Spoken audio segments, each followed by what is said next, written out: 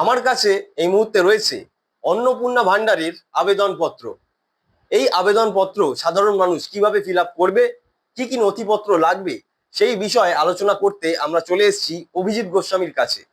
অভিজিৎ গোস্বামীর মতো মানুষরা তারা কিন্তু সাধারণ মানুষকে এই আবেদনপত্র ফিল আপ করতে সাহায্য করছেন।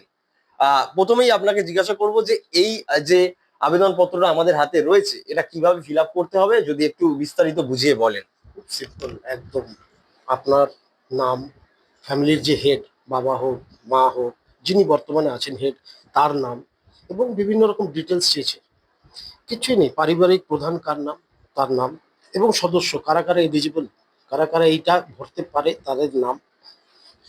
সেম ওয়ে ব্যাংকের ডিটেলস, ব্যাংকের তাদের নাম, তাদের জন্ম তারিখ, লিঙ্গ, এগুলো সবাই জানে, এগুলো কোনো বড় ব্যাপার নয়।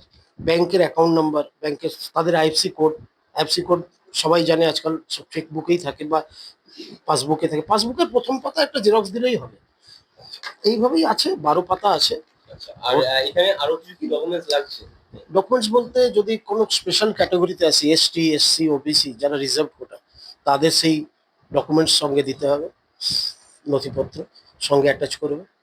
আচ্ছা, বাকি যদি কোনো রকম কোনো সংশয় থাকে, কোনো কিছু বুঝতে পারছে না, তার জন্য আমাদের ভারতীয় জনতা পার্টির কর্মীরা সবসময় ছিল, আছে। পারিবারিক পরিচয়, পরিবারের প্রধান যিনি আছেন বর্তমানে, তার নাম, জন্ম তারিখ, পরিবারের প্রধানের লিঙ্গ, যিনি বর্তমানে আছেন বাবা মাতার যাই হোক, পরিবারের প্রধানের আধার নম্বর,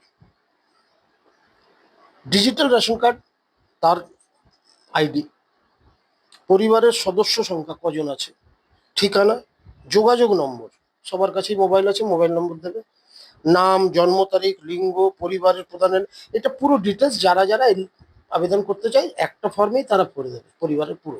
আচ্ছা, ওটারই এক্সটেনশন, ওটাই কন্টিনিউশন। পরিবারের প্রধানের এবং পরিবারের সকল প্রাপ্তবয়স্ক সদস্যদের ব্যাংক অ্যাকাউন্ট, নগদ অর্থ মানে নগদ তো কিছু হবে না, সব ব্যাংকে ট্রান্সফার হবে, ডিবিটি যাকে বলে, ডাইরেক্ট বেনিফিট ট্রান্সফার। আচ্ছা। এইটাও ব্যাংকে গিয়ে করে নেবে, যে ব্যাংকে দেবে, ব্যাংকে যদি না থাকে ডিবিটি, তারা করে নেবে। এপিক ভোটার ডিটেলস, বিভাগ, বিভাগ বলতে আমি যেটা বলছিলাম স্পেশাল ক্যাটাগরি, অস্বীকৃত মানে আনরিজার্ভ, রিজার্ভ যদি হয় তো তাদের সেই কোটা যেতে তারা পড়বে, সেটা দিয়ে দেবে। এইভাবে বিভিন্ন নথিপত্র জমা করতে হবে। সিম্পল ডকুমেন্ট, কোনো কিছু এর মধ্যে এরকম নেই। বাড়িতে গাড়ি আছে কিনা, গাড়ি থাকলে কি গাড়ি আছে, স্বাস্থ্য বিমা আছে কিনা তাদের, স্বাস্থ্য বিমা যদি থাকে সেইটা এখানে ভরবে। ফর্মের মধ্যে যাদের যাদের মনে হচ্ছে তাদের সব ডিটেলস আছে, তারা ভরবে, তারা পাবে। আমাদের এখানে কোনো নেই, কোনোভাবে কেউ স্পেশাল ক্যাটাগরি কিছু নেই যে একে ধরলে পাওয়া যাবে, ওকে ধরলে পাওয়া যাবে। যারা এই ফর্মটা সঠিকভাবে ভরবে, আবেদনপত্রটা, তারা সবাই পাবে। যারা ফর্ম ফিল আপ করতে যাদের একটু অসুবিধা হচ্ছে বা বুঝতে তার জন্য পারছেন আমরা আছি, বিভিন্ন ওয়ার্ডে, বিভিন্ন মণ্ডলে, মণ্ডল স্তরে মণ্ডল প্রেসিডেন্টরা আছে, জেলা স্তরের নেতারা আছে। একটু খোঁজ নিলেই জানা যাবে কারা এখানে আছে, তাদের সাথে যোগাযোগ করলেই তারা করে দেবে। আমার সাথে যোগাযোগ করলে আমি অবশ্যই তাদের পাশে দাঁড়িয়ে আছি। মানুষের কতটা চাহিদা রয়েছে? মানুষের চাহিদা তো আছে, এবং এটা আমাদের মুখ্যমন্ত্রী, মাননীয় মুখ্যমন্ত্রী প্রতিশ্রুতি দিয়েছিলেন দেবেন, উনি এক এক করে প্রতিশ্রুতি সবই দিচ্ছেন।